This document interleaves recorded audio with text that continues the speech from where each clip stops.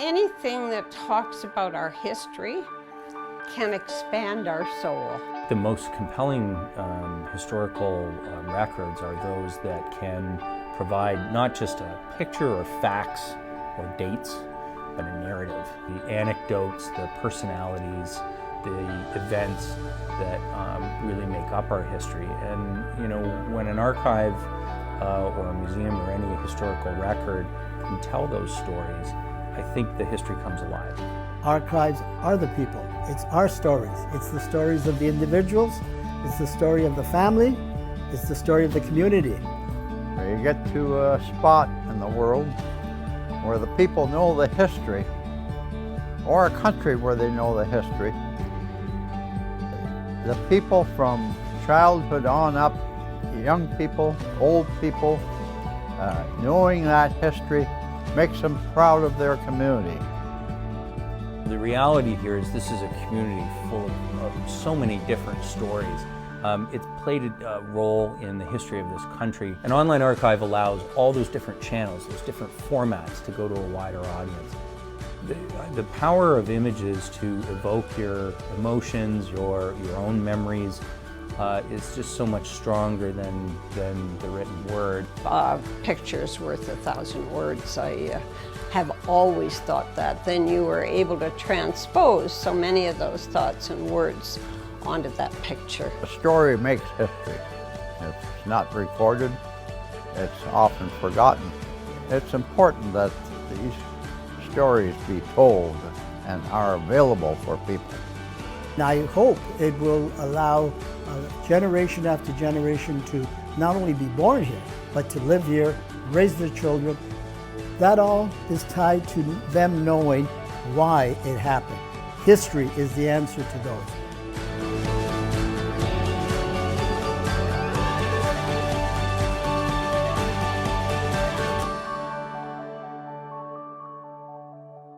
Good evening.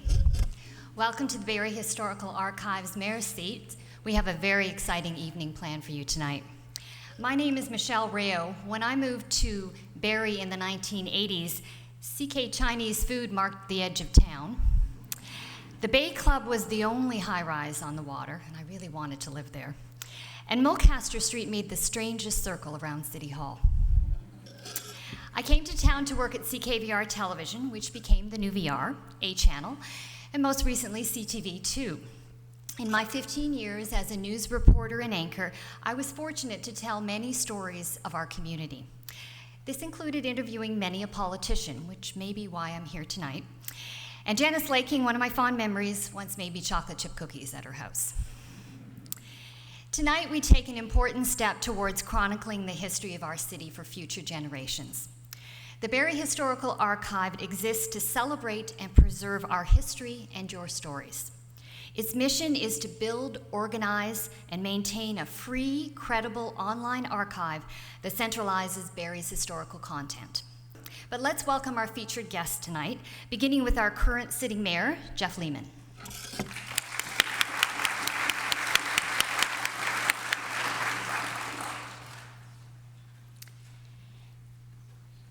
And next, we have Barrie's mayor from 2006 to 2010, Dave Aspen.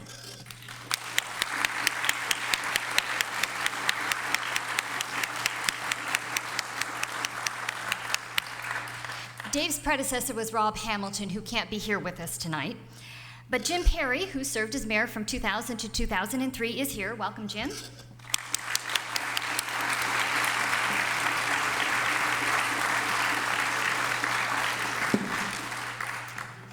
Janice Laking, who bakes a mean cooking among other things, and served as our mayor for 12 years, joins us now. Janice.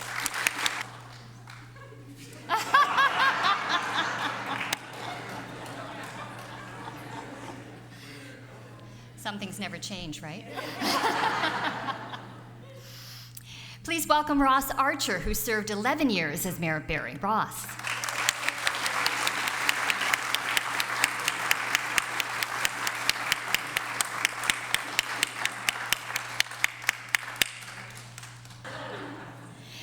And we are very happy to have Willard Kinsey with us tonight, who was mayor starting in 1957.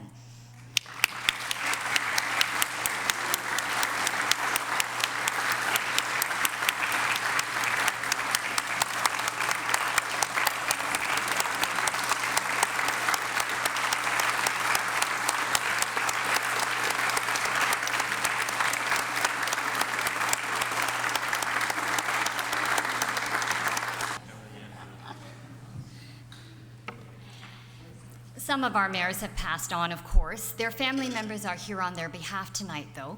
So we're going to start with Lorraine Morgan, who represents her father, Les Cook. Lorraine.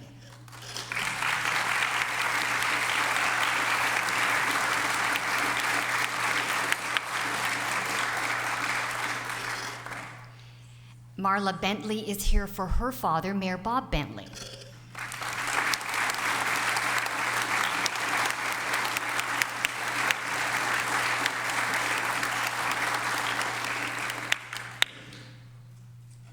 And finally, to speak for her mother, Doreen Parker, please welcome Carol McLuhan.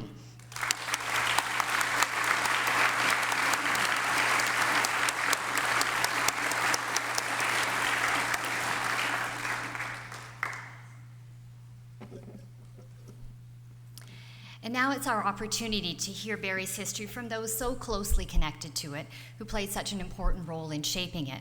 Each mayor or representative will come forward. I have some questions for them. And the mayors or family members will have chosen photographs that you'll see behind us on the screen for the archives. We're going to start with Willard Kinsey. Willard, could you come forward, please?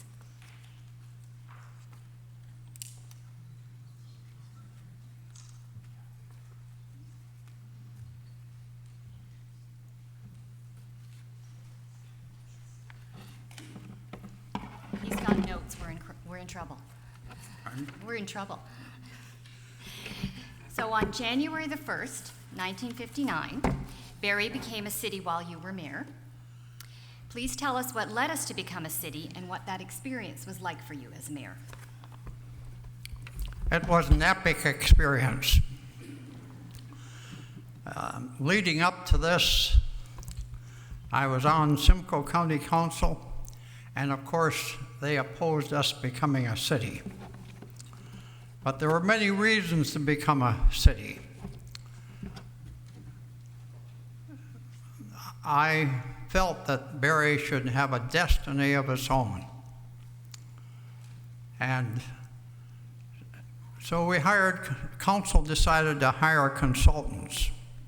And the consultants said it would cost us, the taxpayers, a lot of money to become a city, that our tax rates would go up. I was a businessman, and I had figures that would disagree with that. So there was controversy, and council decided to call a plebiscite of the people. I advised the people to become a city, to separate. We had a vote, and it was overwhelming, a 4-to-1 majority to become a city. So we became a city. We became a city January 1, 1959, to a packed North Collegiate Auditorium with Premier Leslie Frost and Mrs. Frost in attendance.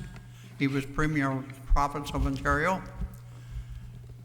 Invited guests were all the mayors and reeves from the county of Simcoe. And there, in my address, I had asked that we become a city of truth and integrity, a city of growth, that we would have employment for our people, and most of all, a friendly city. So this was a challenge put forward to our council and our people. It was an exciting event to this packed collegiate auditorium, but that was not all. We declared the first thing that we did as a city was to declare a week of celebration, an entire week. It started with a parade down Dunlop Street, led by Barrie's famous world-winning concert band. And I'll just repeat a few words I had with Mr. W.A. Fisher prior to the band participating and marching. When I spoke to him, he said, "But we're not a marching band." It was a concert band. And I said, "You're marching." And march they did. I never seen such enthusiasm.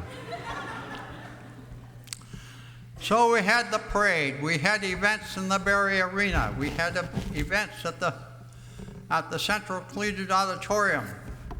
We had visitors, we had guests, and we were a city. And the people, the citizens of Barrie, were just very, very proud. They all took part, they celebrated. Every event was packed, sold out. So what were the results? What happened from that beginning? We became, I believe, the fastest growing city in Ontario and maybe in Canada.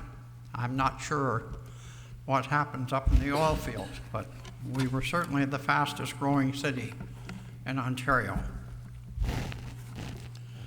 We became a city of beauty. We filled in and beautified our waterfront. We created parks all over the city, and the city administrators and the parks people, I believe we've been finalists every year in the Communities in Bloom. And it's just a delight for me to drive down our streets and see these beautiful streets that are in bloom. We have new buildings to be proud of: Georgian College, RVH, and many others, including the City Hall. The old City Hall was abandoned. We had this new City Hall. So, with all of this, as we proceed on, the various mayors, and I did make a list of the accomplishments of each mayor, but I think they will tell you that because I'm limited to 5 minutes here. But certainly each mayor and each council since has added to the growth, the beauty, the friendliness of our city. Just a couple acts of friendliness. The first one was when we were a town. The second one was not too long ago when there was a giant blizzard and the roads south were closed. And motors going to Toronto were stranded. And a call was put out over the radio for people to take these travelers into their homes, and they did. Everybody was accommodated that was stranded. So I hope that Barrie maintains this very friendly attitude to all.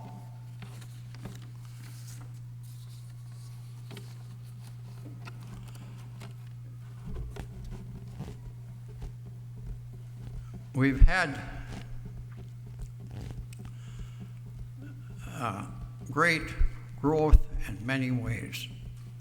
We're going to establish a historic heritage trail that will depict the history of Barrie from the Ice Ages to the present day. This will add in tourism, it will add in the knowledge of our own people, and just remember, we have many, many people that have came to Barrie that are not from Barrie. They're newcomers, and this will help them to learn the history of Barrie. Mayor Jeff Lehman and the present council, they have endorsed this heritage trail, and it will take place as soon as we get funds to get it into place.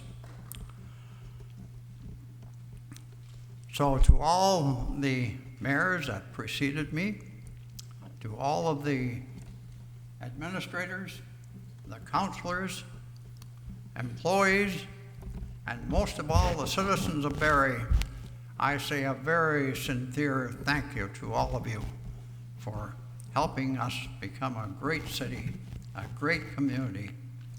Thank you all.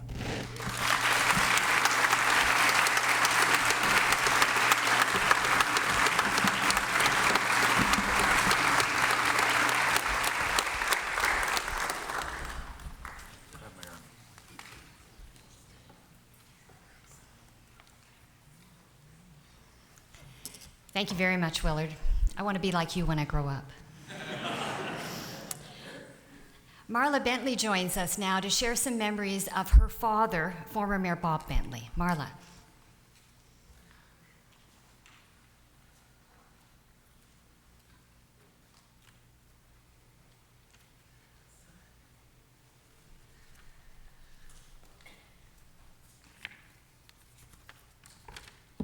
Good evening. I'm not going to be 5 minutes. I'm sorry. Silly Hall. Forgive me, but I was only 5 when my father was mayor, and that's what I called it. I said, "Mom, where's Dad going? Silly Hall again?" And I wasn't a cynic, not then anyways. I was just 5, and that's where I thought he went every day. And so when a certain force of nature, Dr. Travis Doucette, asked me if I could say a few words at this auspicious event this evening, I had no idea what I could possibly contribute or share with you. At that age, I thought a mayor was some kind of king, and I was, of course, the little princess. I remember playing in the council chambers, participating in parades. There was a great winter carnival in those days when the car used to sink into the ice. And I would go to celebrations. I had pretty dresses, and I'd have the most wonderful tea parties with Mrs. Burroughs, who was my father's secretary. And I knew she was really a fairy godmother because my dad said she did magic, right? I was convinced that this, my father's gavel, which I almost forgot, was magic. And when I asked him what he could do, he told me it brought order and peace when the council met. And every once in a while, it confirmed how people with extremely different ideas and interests could work together to make Barrie a great city. That, he said, was the true magic. My father was a strong believer in that kind of magic, the power of the people and the extraordinary things they could do when they worked together. He was especially proud of the Student Mayor program, a program I myself was lucky enough to participate in under Mayor Archer, my mentor at the time. I lost myself, sorry. My father believed strongly in getting young people involved, showing them how things work and how they could be a part and even shape their city. He dearly loved this city, and although circumstances took him away from it, he always considered it home. He would have been extremely honored to be here this evening and to participate in this historical evening. And so, briefly, on his behalf, I thank you. And if he's listening, thanks for Silly Hall, Dad. It means more than you know. Thank you.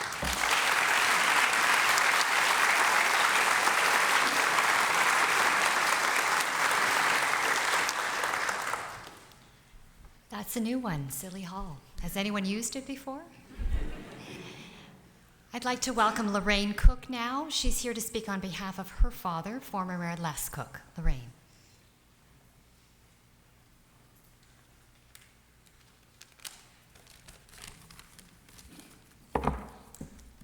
It is an honor to stand in for my father, Mayor Les Cook.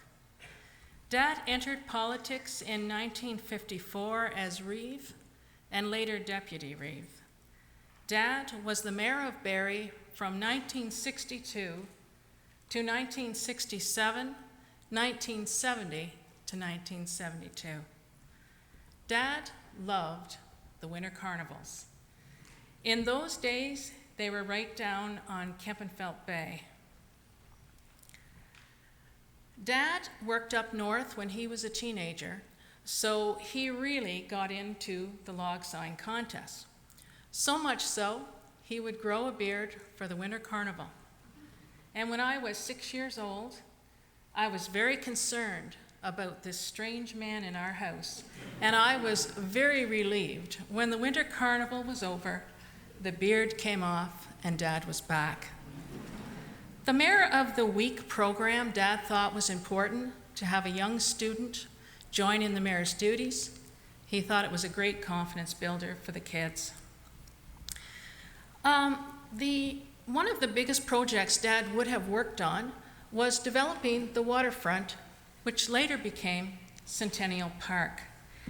If Dad was asked the highlight of those years, I think he would have said 1967, the centennial year. I was fortunate to be with my dad and my grandmother to unveil the plaque to open Centennial Park. And many of you here tonight were also there, and you know what I mean when I say that was a very special day to be part of. Dad was also president of the Mayors and Reeves of Ontario that centennial year. I often went with my dad to many events, and I always enjoyed them. Once I went with him to a political meeting, and there were some definite differences of opinions, and things started to get a bit hot. And as a young teenager, I found that upsetting. And I later asked my dad, I said, "How do you stand that?" And he said to me, "Everyone has the right to disagree with you. You don't take it personal. And if you can't stand the heat, get out of the kitchen." And in those words, Dad was summing up to me what a healthy democracy is. If my father were here tonight, I know what he would want to say. Thanks for the privilege to have served beautiful Barrie, Ontario's most progressive city. Thank you.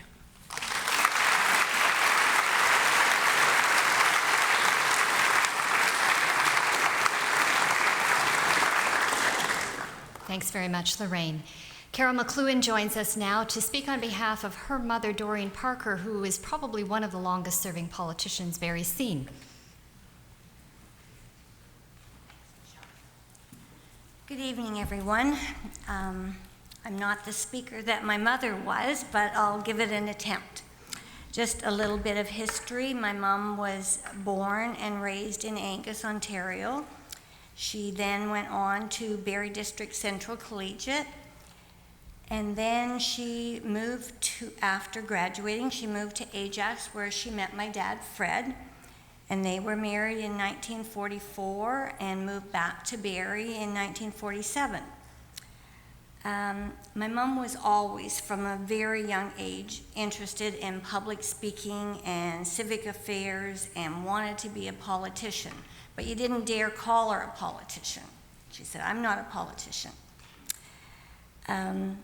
She served as alderman from 1966 to 1972, and then ran for mayor and was successful and served 2 terms from 1973 to 74, and then again 75 and 76. She sat out a term after being defeated the next year and ran again for alderman in 1979. So she had a total of 27 years, with 4 of those years being mayor. I think her claim to fame was the saving of Sunnydale Park. She was a very feisty little redhead, and if she believed in something, you didn't dare cross her, because she was one of 12 aldermen on council that disagreed with the city buying Sunnydale Park, and she arranged a small committee along with Dr. Ted Beaton, and they bought Sunnydale Park, which was the golf course, and saved it. And it was her great honor to have the Sunnydale Center being renamed after her. Sid Armitage awarded her a memoriam and planted a tree at Sunnydale Park very close to the Dorian Parker Center.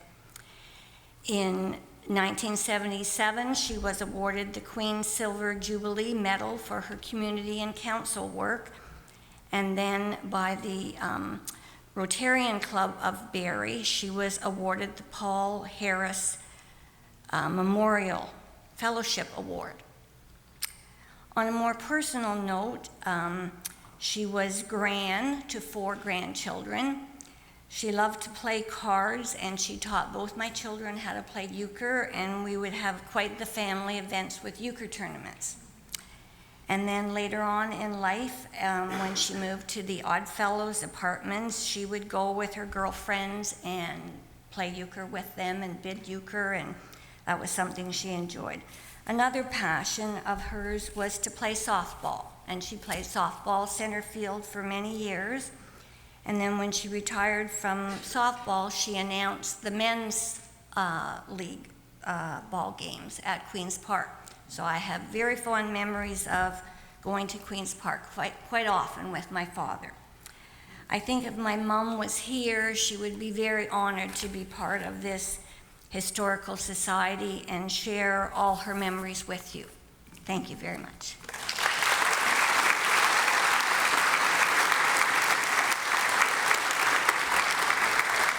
Thanks, Carol. Elaine Grandy is here tonight to speak on behalf of her father, Ross Archer. Elaine?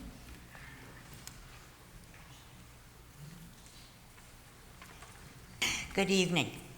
It's my privilege and honor to be here tonight to speak on behalf of my father, Ross Archer. And I think if you ask most people how they would describe Dad, they would say that he is a true gentleman. He always treated others with respect and dignity and would listen carefully to their concerns, whatever they might be. He is honest, loyal, dependable, and humble in everything he does.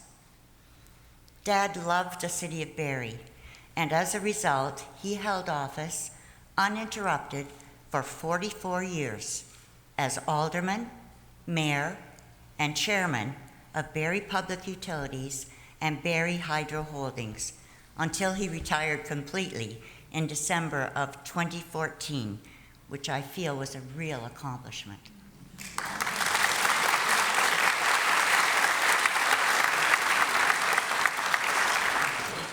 Dad also loves his family, especially his dog, and is a true inspiration to all of us, leading by his example. Dad is a deep thinker. He never makes a quick decision, but has to weigh both sides carefully before finally giving his response. And when people at City Hall came to him for a decision, he would look at them, then say, "Leave that with me for a while and I'll let it marinate. Then I'll give you my response." During any term in office, there are many important decisions and events that occur.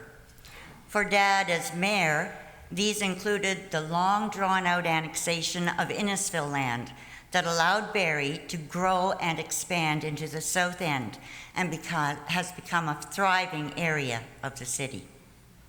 The move to the new City Hall also happened at this time. And for those of you who remember, old City Hall used to stand right in the middle of Mulcaster Street. And you would have to drive up one side of Mulcaster by the building and down the other side of Mulcaster on the other side of the building.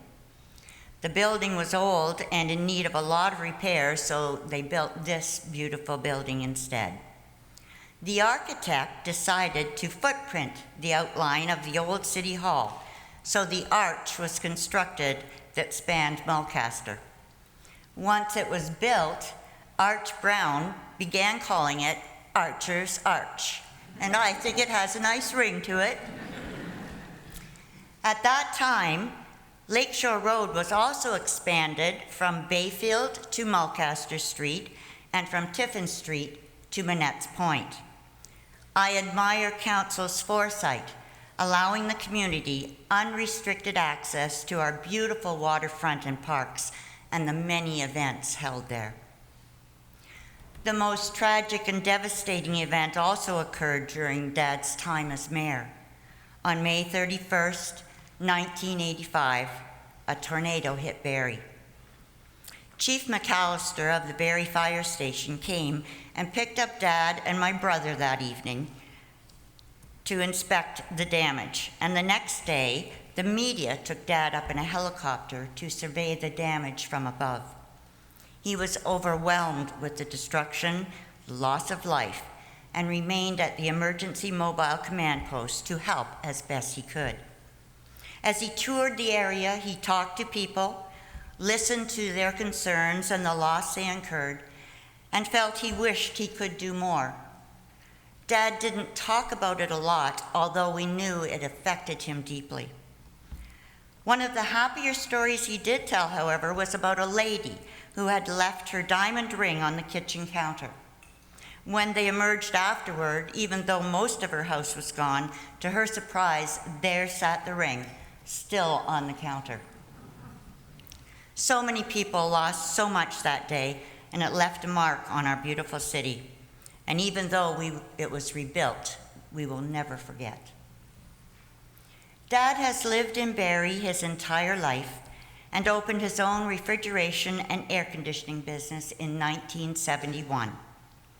He always felt the city had been good to him, and he felt a responsibility to give back by representing the people of Barrie, which he did for the 44 years. And we, as family, are very proud of his accomplishments, and I would like to say thanks to Dad for all he has done for the community and for being a great dad. Thanks, Dad.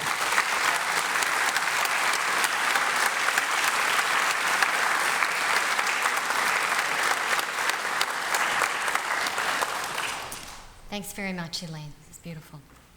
I'd like to call Janice Laking forward now, and she has a special spot. Did you know about this, Janice? Rogers would like her to be taller. Yeah. It's kind Is there anything in it? No. Oh, No goodies. So here's your question, okay? Many of you remember that before Victoria Village was a seniors' home and an event center, it was served as Barrie's Hospital, RVH. Although many civic leaders played a role in this endeavor, it was completed on your watch. What do you remember about the project, the people involved, and the impact that it had on the community? Thanks. I'll get to Victoria Village.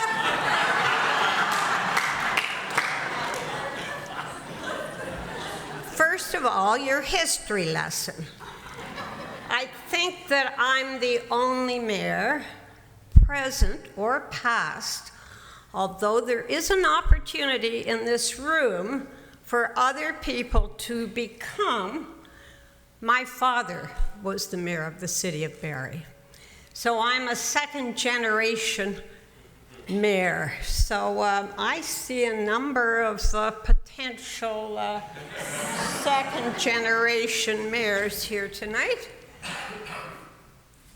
And I couldn't as Willard was speaking, I thought of something that I have not shared with Willard, and some of the people behind me will remember this story, but he extricated us from the county. We had a city clerk when I came to City Hall who moaned and groaned at great length about the fact that we didn't get quite enough trucks from the county when we separated.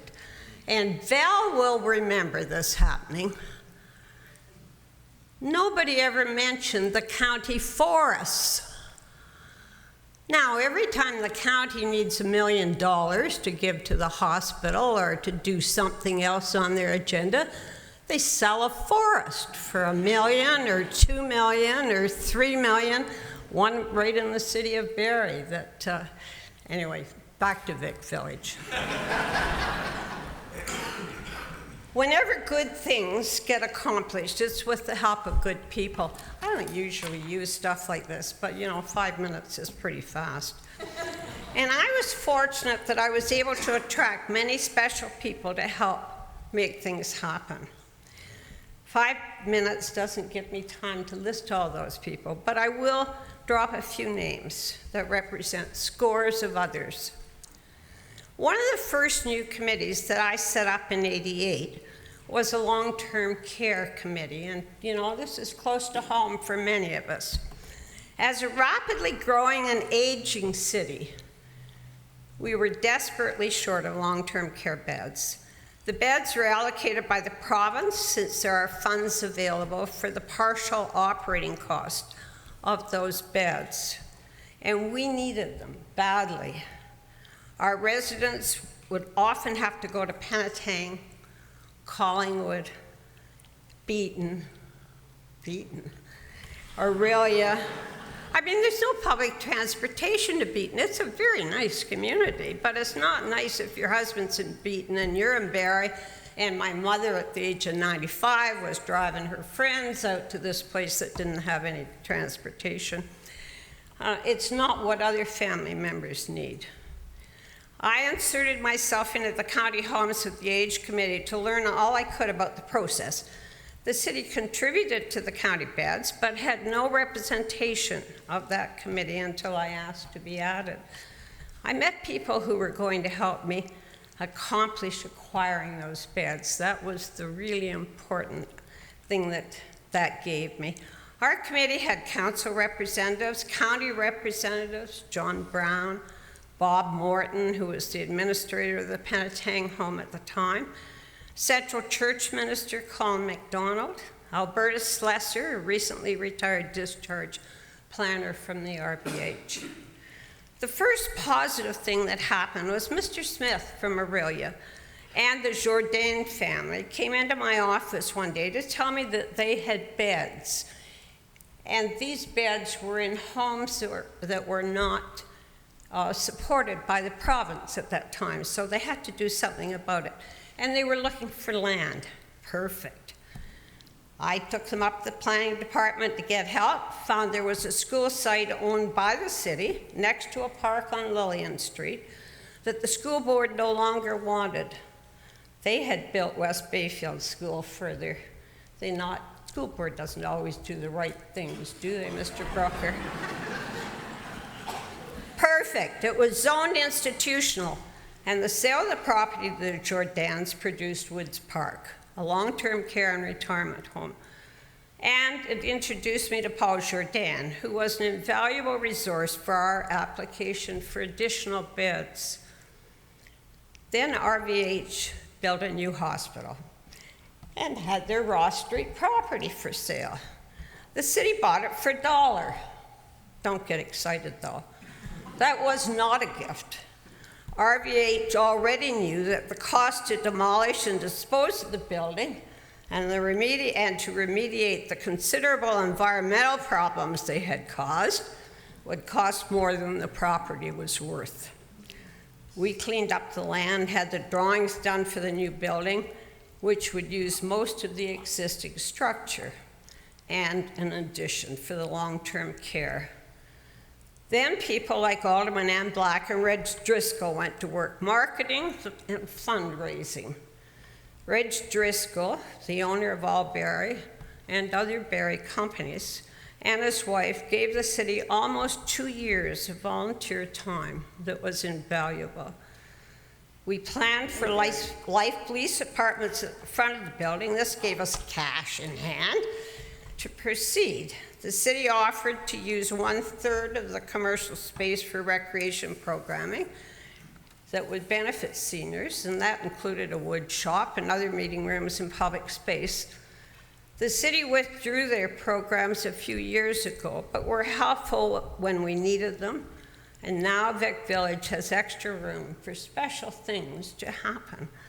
Victoria Village now owns the entire block, bounded by Toronto, Wellington, and Ross Street, except for the apartment at the corner of Wellington and Ross. And that gives us all sorts of potential. Reg Driscoll was frustrated and unhappy. When the first beds were allocated, we didn't get them. Reg Driscoll was frustrated and unhappy, as he deserved to be. And because we were ready to put a shovel in the ground, and the province doesn't always do the right things, gave them to a company that didn't even own land.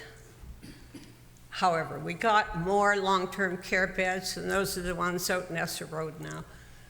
On the next round, we got ours. Enough for 120 beds, and all our work paid off. And then Sam Kinsella moved in. and continued to fundraise by selling everything that he could that was left behind by the hospital. Some of it would have moved with the hospital and been reused if the hospital had been as frugal as Sam Kinsella and Janice Laking.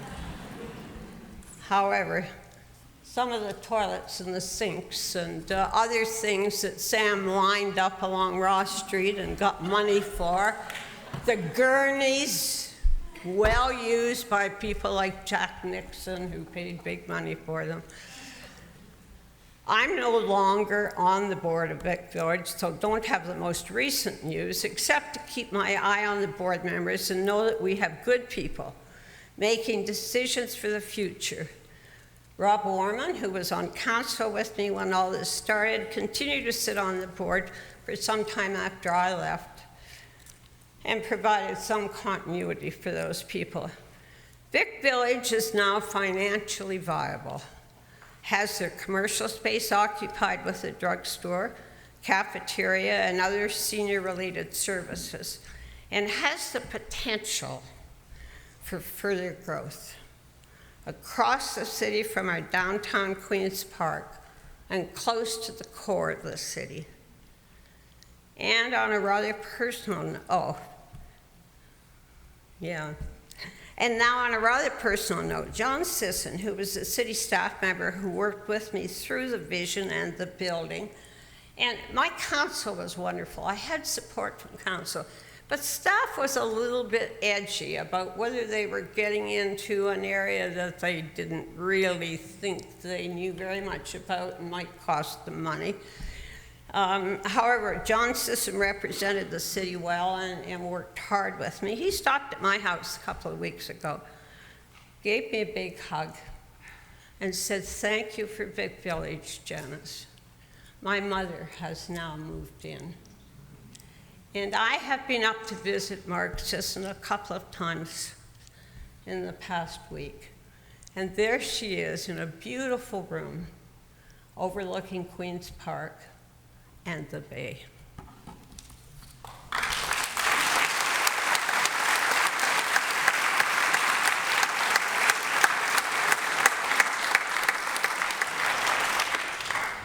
Thank you very much, Janice. It's Jim Perry's turn. Do we want the box? No. Sorry, had to. The history of the railroad is important to Canada and to Barrie as well. But as transportation changed, the city had the opportunity to purchase the CNR lines around Kempenfelt Bay. Can you tell us about how the opportunity came about and how the lakeshore was transformed into what we're enjoying now? Thank you. First of all, I'd like to thank His Worship and the present and past worship for being here. And I think it's a special event when we have the first mayor of Barrie present, Willard Kinsey. Also want to, go ahead, folks. Also want to take this opportunity to thank Dr. Travis Dissett and his committee for organizing the digital archives, a great opportunity and a great venture for the city of Barrie. They've asked me to talk about Lakeshore Drive, the Lakeshore Park, and that has to be looked at in the context of growth, development, and quality of life. Members of council, present and in the past, that's a real issue and it's a real conflict. As early as the 1970s, early 70s, the provincial government made it very clear to us that Barrie was going to grow, whether we liked it or not. Some of you are here may remember the Toronto Central Region Plan, in which the province basically designated Barrie as the urban central municipality of Central Ontario. Darcy McHugh, the Minister of Municipal Affairs, met with us, with the mayor at that time was Dorian, and I think Ross was there too as chairman of the municipal committee, and told us, you're going to grow, deal with it. So the rest of us decided, we're going to get the development, we're going to get the population. We need to look at quality of life as well. We just cannot have growth without quality of life. Well, the citizens of Barrie by 1970 had already indicated their desire for that. They had done two things. They had bought the old Barrie Golf Club on Sunnydale Road, and in 1967, they had developed Centennial Park as a centennial project for the citizens of Barrie. So we in the 70s decided that we should continue that process. So we, as a council and committee, adopted a policy that all development we would take all the legal EP lands, park dedication, etc., and we would take it in land, not in cash. Then we felt where is the best concentration for the recreational park open space? And we decided that the lake was the key point. Old timers, and I remember Janice telling me that at one time the only place in Barrie that you really could get into the water was this place where there were some sand dunes that you could walk sort of into the area. And that, by the way, is the location of Centennial Park. That's why it was developed there. So in the 70s, Letitia Height comes into play. They want to develop that whole area of Letitia Height. And it used to be a tobacco farm, and it's pure sand. And the developer says to us, we want smaller lots. With the province forcing development, we want intensification. So we would like to get smaller lots. We were hesitant, but then city development at that time with myself, Al McMillan, Jack Morrison, Jack McLaren, decided, well, you know what? We said to the developer, what are you going to do with all the sand that you pull out of the basements? Well, I got to get rid of it somehow. We said, we'll give you small lots, you give us the sand, and deliver it to Centennial Park. And that's how Centennial Beach got developed. Free of charge, all done by Letitia Height. We then decided, having done that the road really was from Tiffin to basically Bayfield. We thought, we need a bigger road. We need more. This area needs to be connected to all the municipality, to all the city. So we ended up buying the Marina, I think it was Carling, Ross, at the foot of Bayfield. Carling, and then there was another sort of smaller garage marina at the base of Mulcaster. So we bought those. And what we decided to do is to extend Lakeshore Drive to Mulcaster. At the same time, we thought, you know what? Downtown should also have an avenue, an opening to the lake. So we developed Heritage Park, again, through donations, etc. And then we came to the point of having a beach, a park, Heritage Park, and then came the CNR. In the 90s, the CNR says, we're eliminating all the service on the, that would be the western part of Lake Simcoe, which is the old CN line. So they're going to get rid of it. We approached them and said, well, we would like to have it. And they said, well, we have sort of plans for that land. We would like to have a residential development. And the plans were horrendous. Huge high-rise buildings, high density, and in return, they'd give us 50 feet of shoreline. Luckily, the majority of council didn't like the idea, and they authorized the city development to negotiate a settlement and buy the land. The first question we asked was, why are we negotiating? At the same time we were negotiating with them, Nova Scotia received for $1 all of its rail lands for $1. We wanted to know, why is the city of Barrie asking for, why are you asking money for us? This was very simple. Your council is in total agreement. And we think the land is worth much more, and they wanted something like $29 million. Make a long story short, we negotiated, and we got it for $4 million. And I don't think any citizen of Barrie then or today regrets that decision. Now, having done that, we now owned the rail line from Bradford to Barrie, And we also had, with Collingwood, bought the land, the rail line from Barrie to Collingwood. And Barrie and Collingwood now own and operate a rail line for the industrial development of those two communities to match and line up with the CP line at Midhurst. So we did more than just a park. In terms of the park itself, it became, because it's in the heart of the city, it became the focal point for recreation and transportation, and of course now also the rail line, because we now have the GO train coming down there. So it has become, in many ways, a cultural, transportation, and economic corridor. And it's very important because I don't think anybody in Barrie denies that the park around the bay is where everybody meets, everybody goes for runs, everybody goes for festivals, everybody and their dog is down there. So, you're asking, what is it? What's the importance? It is the heart and soul of the City of Barrie, and I'm proud that all the mayors from the 60s to the present have supported that concept and are continuing to support it. And I thank everybody here for being here.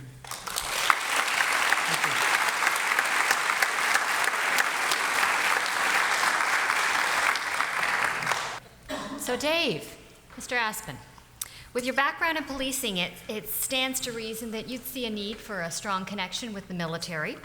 Tell us about how you strengthen our relationship with Base Borden and why this is important to our city.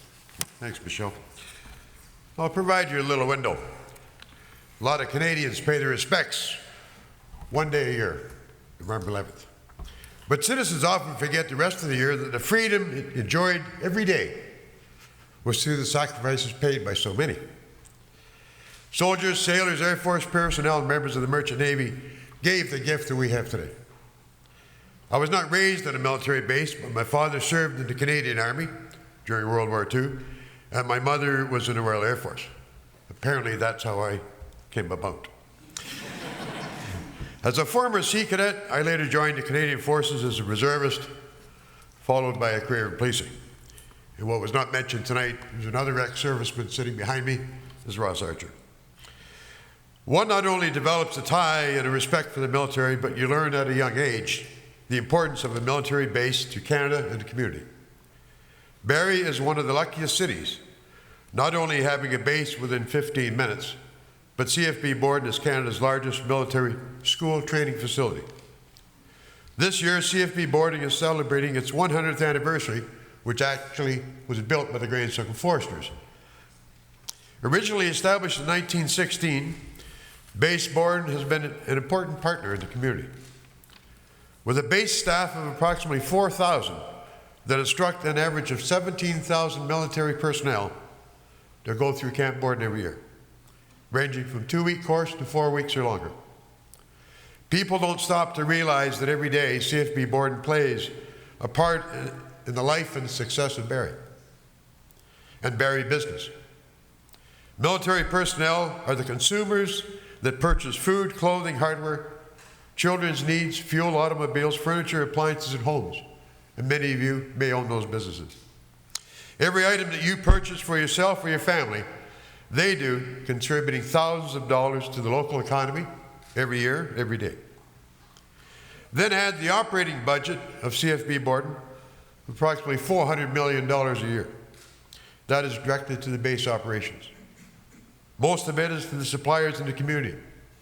In addition to hundreds of millions of dollars in construction, material, jobs and trades and laborers as the base undergoes major changes and will continue to upgrade. Those figures I have mentioned do not include the salary of those attending courses. They are still paid by the units of the regiments in which they attend from across Canada. The community benefits as well from those attending courses, as they make purchases, attend a restaurant, a show, constantly adding to the economy.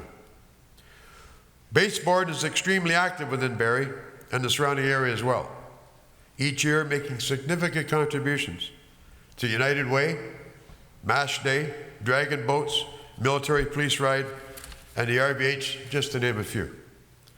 The soldiers, sailors, and Air Force personnel also volunteer their time in Barrie to sports and youth organizations to develop Barrie's youth to provide them a better career. CFB Borden stands second to none to contributions for this community. Having ties to the military and with my background, it was an easy decision and a priority to ensure the command team of CFB Borden that the new mayor also had time served, and you only understand that having service time. Any new support they needed was only a phone call away. Each New Year's Eve here at City Hall, I was accompanied by a senior officer of the military for the New Year's Eve event. On one occasion, a group of recruits was brought in to meet me, and with their help, actually they did it, I allowed them to choose the Christmas card which would be used by the city. During my term as mayor, I was honored by General Hamel and presented a newly minted base coin, number 2, which is part of the CFB history, and I had an opportunity. I was very honored to be a guest of honor at the base chief's dining in the original Juno Mess.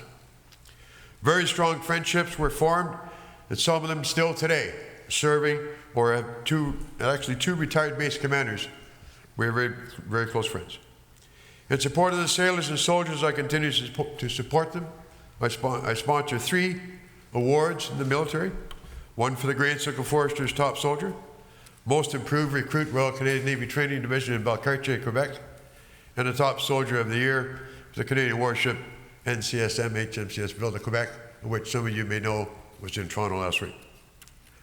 While mayor, I was appointed as the director of the Canadian Forces Liaison Council, which introduces Canadian business, executives, employers to the military so they'll help support the reservists and those leaving the force.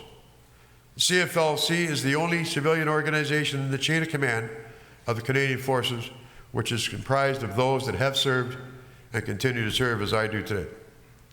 I've had the great opportunity to travel to over 20 Canadian bases from Yellowknife to Halifax, and U.S. bases from NORAD Mountain in Colorado to Norfolk, Virginia, and Florida. I've seen firsthand the importance the military plays to a community's success.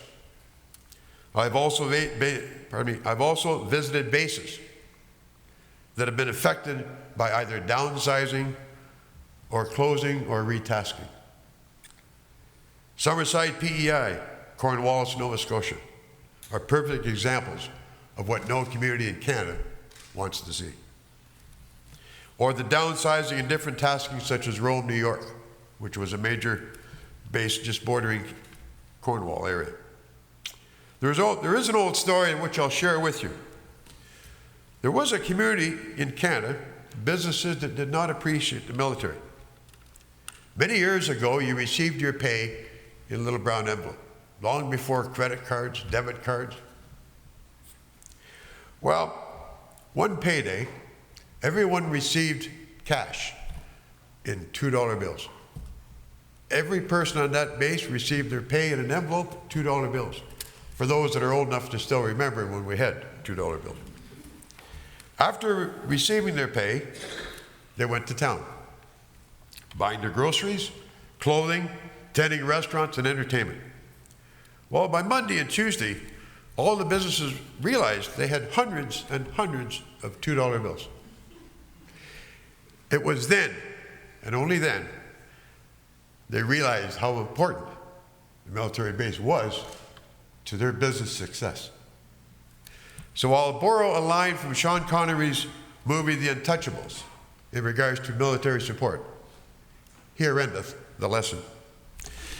Military budgets are high in some eyes, as it is not a pretty item. In my opinion, it's far less than what it should be. But remember, the military's dangerous tasks around the world, away from family and friends, which everyone here gets to enjoy. And whether it is a tornado in Barrie, an ice storm in Quebec, flood in Manitoba, or a forest fire in Alberta, who do you call when you want them? Now you want them. Now you don't mind paying. So when you're planning a day adventure in the future, take a drive and see the changes of Borden. Hundreds of millions of dollars for new buildings, setting it up in a campus atmosphere. Tour the museums of our great neighbor. There's no life like it. Thank you.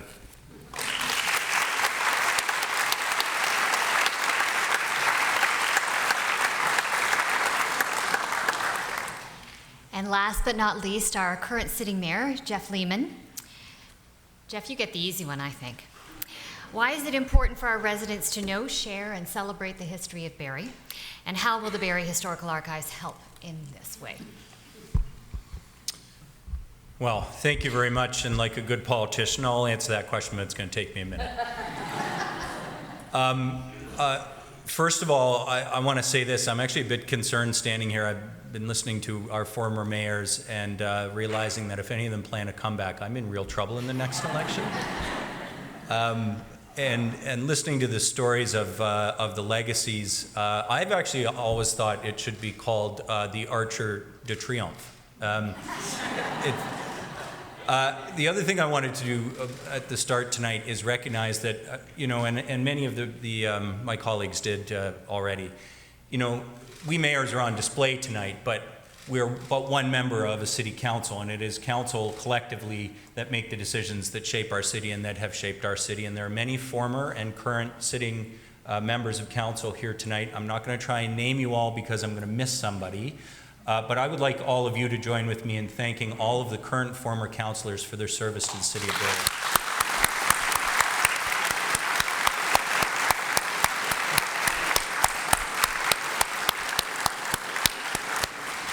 And the other thing I wanted to say before I answer the question I was asked, quite honestly, this chain has never felt heavier. And the reason is that listening to the legacy of so many leaders in this community just over the past hour has made me realize in a way perhaps I never have before the amount of effort, the clarity of vision, and the consistency in many cases of vision that my predecessors brought to this office, every one of them. And many have mentioned the waterfront. And it goes without saying it is the jewel of our city. We say that and we mean it.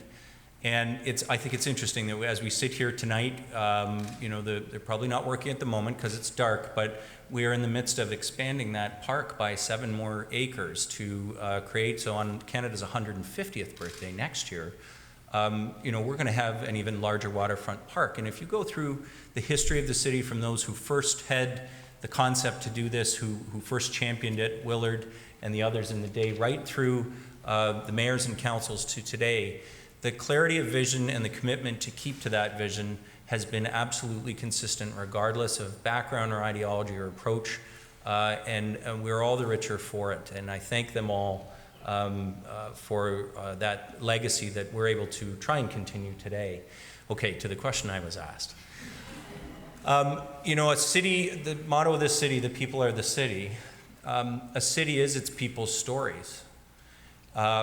And in our city, that is the stories of the Huron-Wendat people and the Anishinaabe who called this place home first, right through to the 150,000 people who call it home today. And if you think about all those, I think about when I think about this project, I think about those boxes that sit in everyone's basement or attic or bedroom closet or cupboard that have 8mm film and 16mm film and little Polaroids with white frames on them.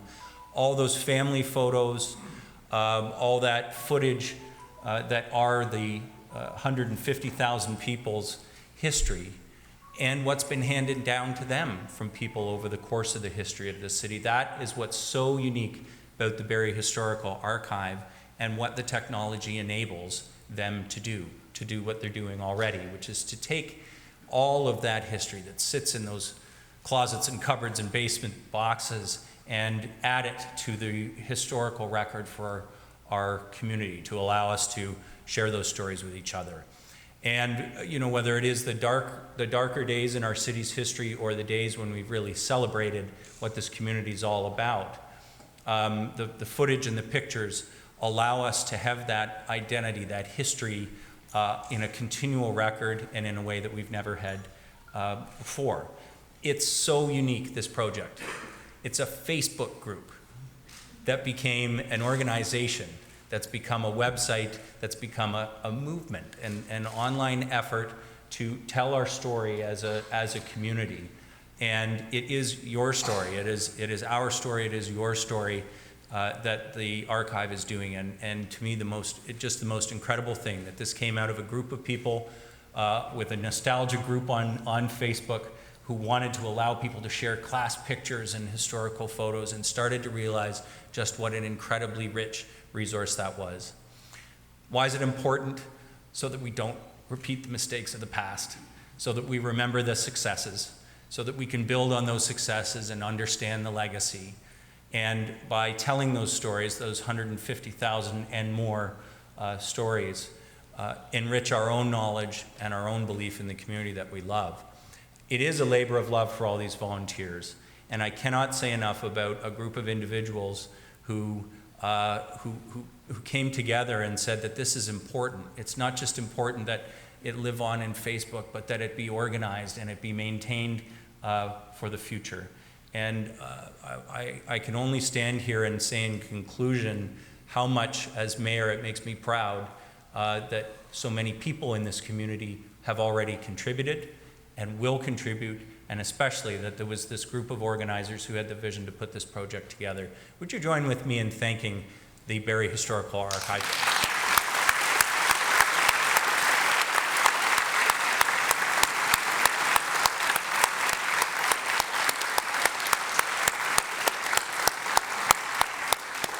Oh, there's a good picture in it. Look at that. I'm not the star in that picture, let me tell you. Now, Willard would tell you that he's not the star either. The star was the 1967 Dodge, which is a boat. And I've never felt more terrified driving anything. I drove it really, really, really slowly.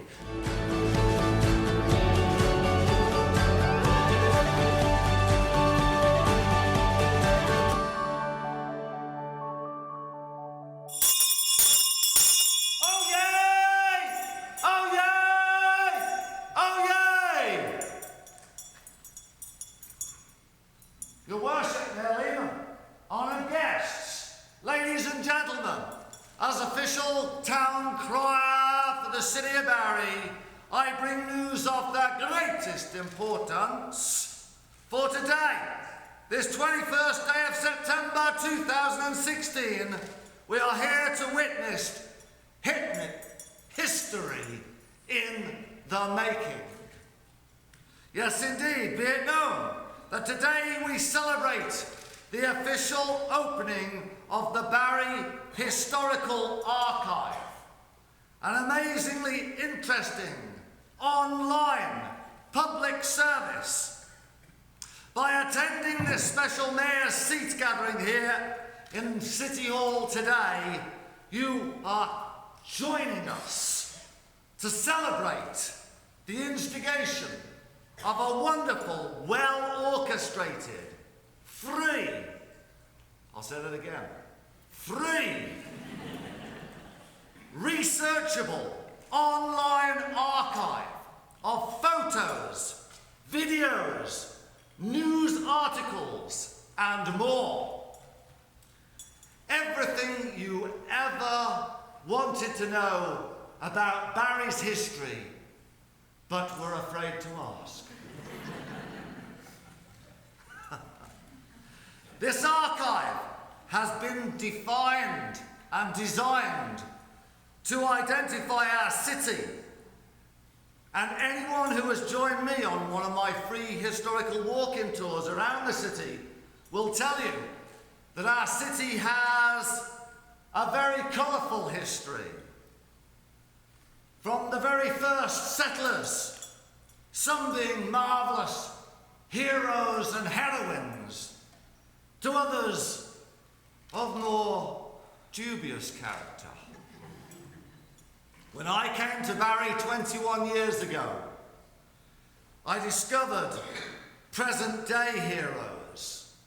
Frank Kersey, who had dispatched the mad trapper of Rat River and become a reeve here in Simcoe, and also a very famous Barrie resident.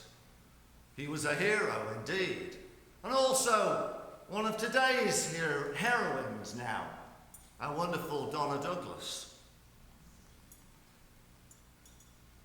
Therefore, today, as we look this wonderful resource. Long may we continue to show everyone our city's amazing rich history. And God bless our great, free and historical country, Canada!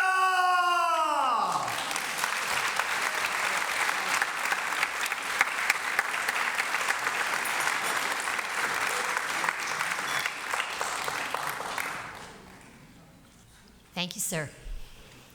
Let's take a look now at how this amazing archive is going to work. Hey Barrie, I'm thrilled to be able to give you a preview of the Barrie Historical Archive through this brief demonstration of its features and capabilities. Upon arriving at barriearchive.ca, you will be able to immediately begin navigating through the archive of nearly 6,000 documented pieces, starting by either the type of media you'd like to see, such as photos, video, audio, documents, or you can start browsing through a pre-filtered experience by selecting a neighborhood from the drop-down menu. Let's go into Photos to start a search for something that you might be interested in. Here you'll see some of the latest images that have been uploaded to the archive. But using the search tools, you can filter the results to narrow down the listing of archive pieces. Searching by keyword allows you to browse the archive in a more topical manner.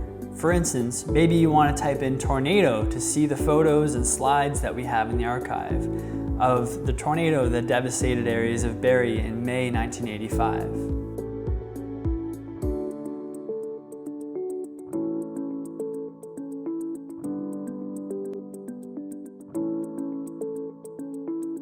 Or perhaps you want to use the handy tags we've included if you'd just like to explore what's available.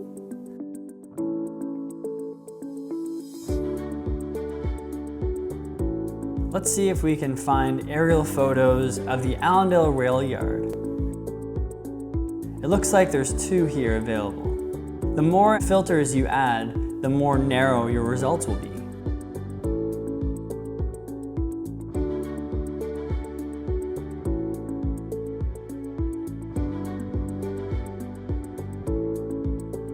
Another feature of the filtering options is the date range. Our donors and volunteers have gone to great lengths to populate this archive with meaningful photos of our city and try to catalog them by date. This means that if you wanted to search something from a specific year or decade, or even several decades, this tool might come in handy. For example, I know that my grandpa Bill moved our family here in the 50s and ran a photo studio downtown in the 60s and 70s. So I could narrow the results down to 1955 to 1975.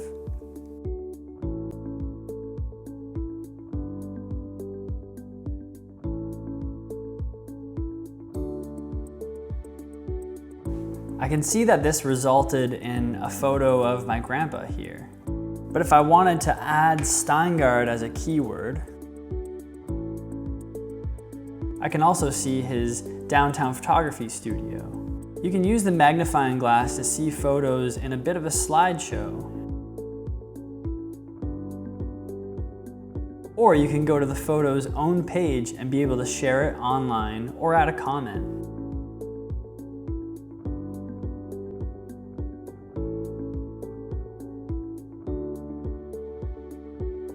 If you're searching for archive pieces by location, but you're not sure about the name of your neighborhood, you can feel free to use our interactive map to start narrowing your search down.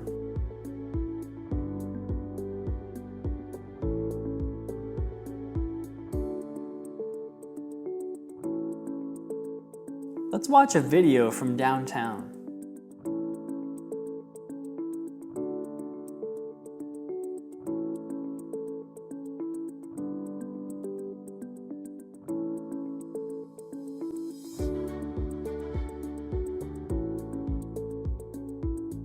Before you leave the site, be sure to check out the articles on our blog.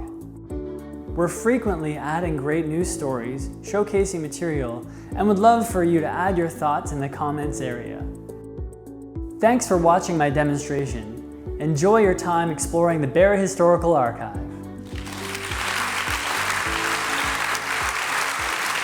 I'd like to call on Dr. Travis Doucette now, the chair of the Barrie Historical Archive, to tell us why the archive was established. Travis.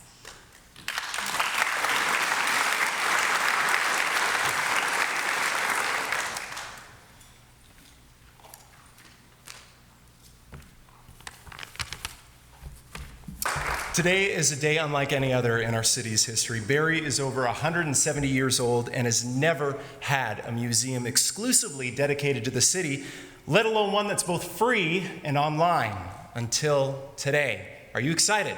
Yeah! Well, we are excited too. We're beyond thrilled that you have joined us for this historic watershed moment during the first annual Barrie Historical Week as we launch the Barrie Historical Archive, and I could not think of a better group to help us launch. So thank you, former mayors, for your leadership and your dedication to our city, for being here tonight.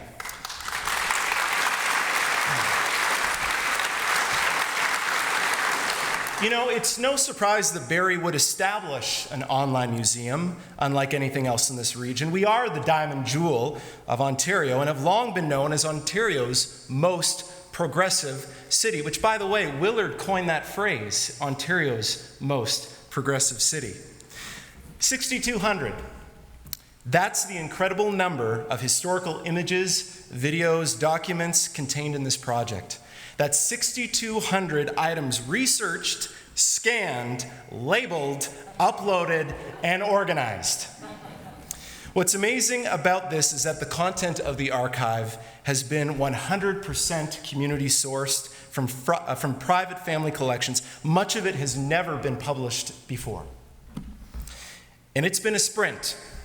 From startup to launch, it's been 36 fast weeks.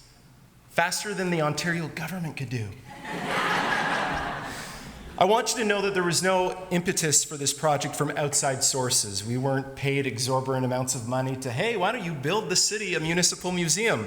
This truly has been a labor of love, carried by passionate civilians who love their city and its history.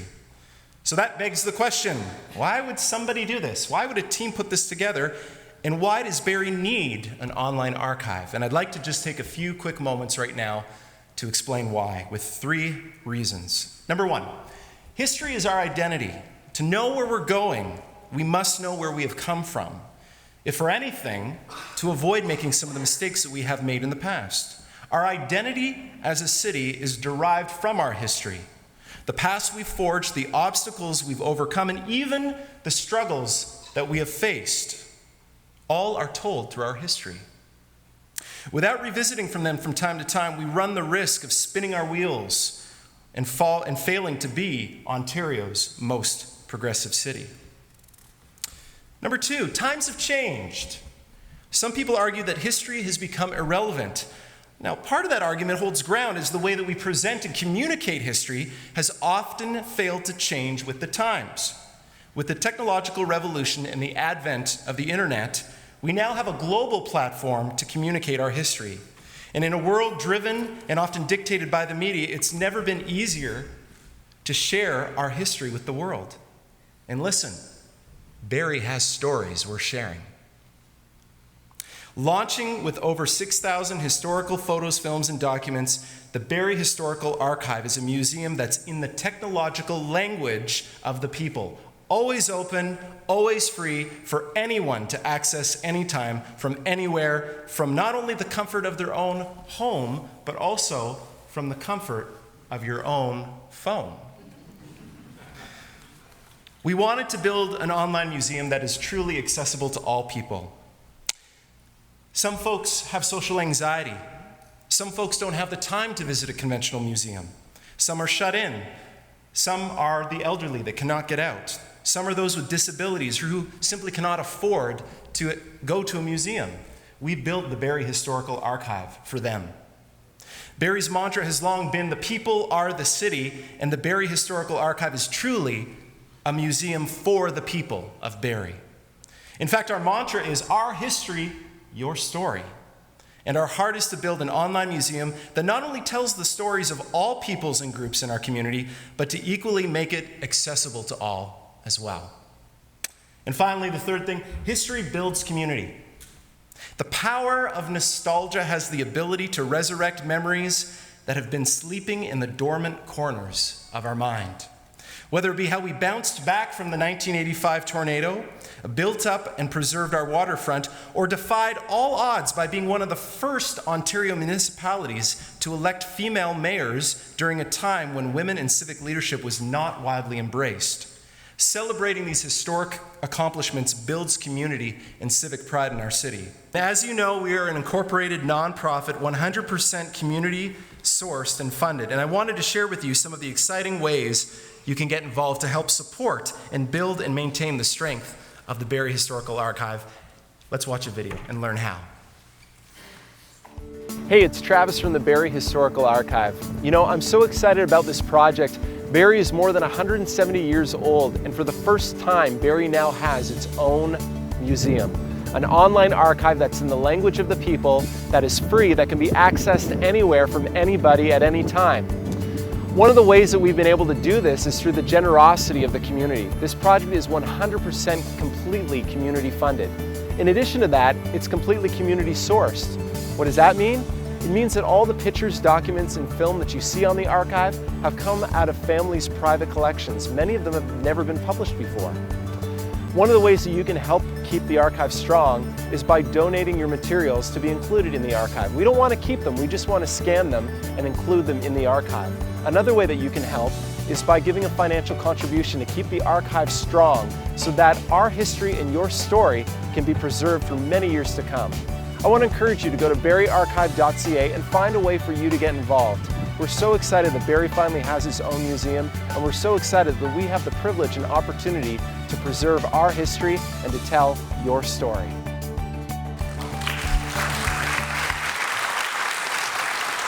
There's a number of exciting ways that you can get involved tonight. When you came in, you got a donor card that looks like this, and I want to encourage you to take that out while I speak about it right now.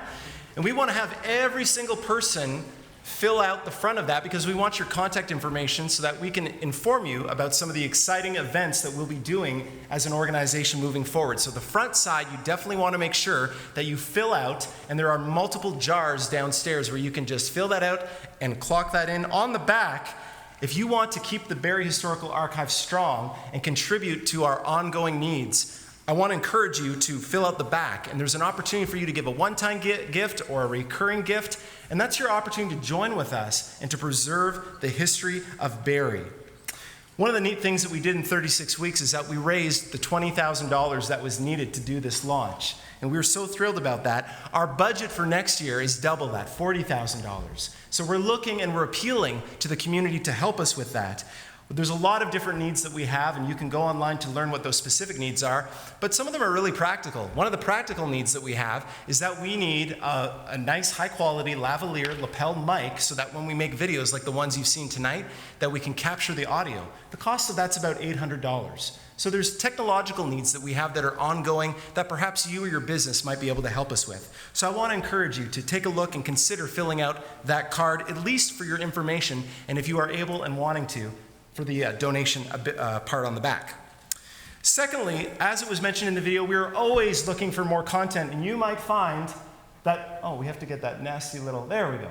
You might find that you might have some things. I just got distracted because that was me and my sister who's here, who does not like any attention given to her ever, and who has gotten upset with her big brother many a time for drawing attention to her. If I pointed at her right now, she really would kill me, and she's a cop, so I don't want that to happen. But she's over there. Mum's the word. I'm looking over here. We can go to the next slide.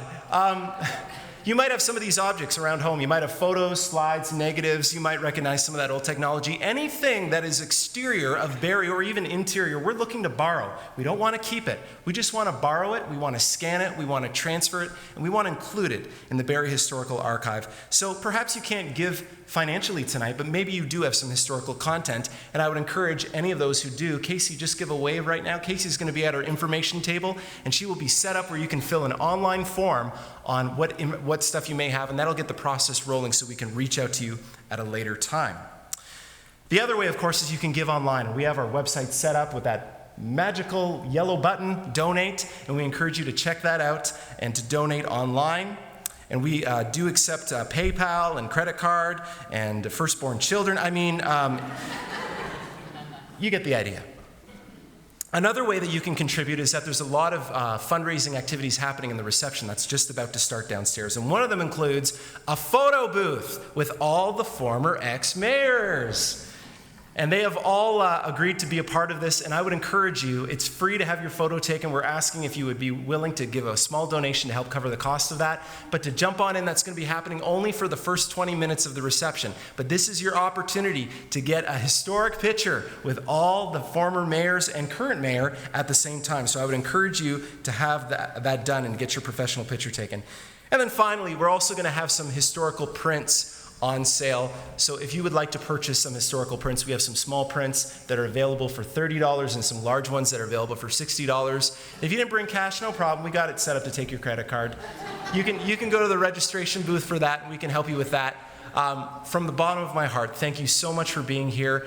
Michelle, thank you for being such a great master of ceremonies. When we were designing this, I could not think. I worked for Michelle last year, and it was such a delight to work with someone that, in terms of professionality, I am in kinship with. And I just knew that we could rely on Michelle to execute this. Hasn't she done a wonderful job tonight?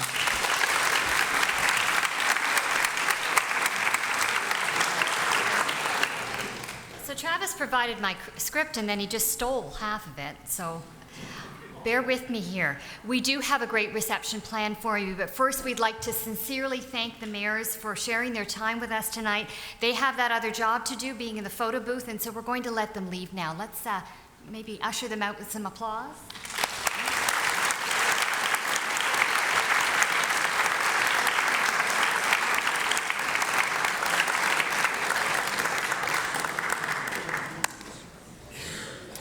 So while they're doing that, just a reminder, in the City Hall Rotunda tonight, you have the opportunity to get your photo taken with the mayoral panel, and that's the first 20 minutes of the reception, so move quickly and bring your wallet, as Travis says.